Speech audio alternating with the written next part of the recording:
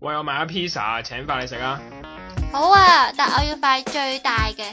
究竟邊塊先係最大塊咧？邊塊先係最大？計過咪知咯。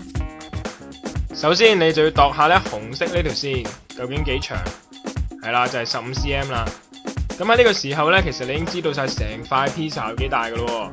佢嘅面積就係15乘15再乘派，即係225派 cm square 啦。咁點解要知道晒成塊 pizza 有幾大呢？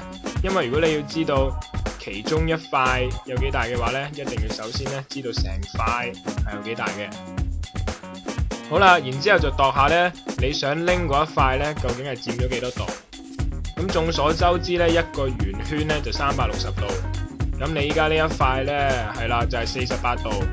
咁你就可以幻想咧呢個 pizza 俾人切咗360份，然後你就拎咗48份。咁所以呢，你拎呢一塊 pizza 嘅面積呢，就係15乘15乘派，再乘以呢360分之48，即係30派 cm square 啦。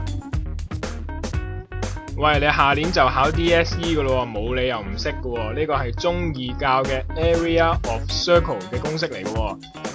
派 r square， 又或者你可以當係半徑乘半徑乘派咁樣記啦。如果係 zeta， 其實 zeta 即係 pizza 啦，就將派 r square 咧再乘咧360度分之咧，佢佔咗嗰個 theta 嘅角度。咁你而家明未啊？唔使計啦，我都已經食晒啦。吓，咁快食晒？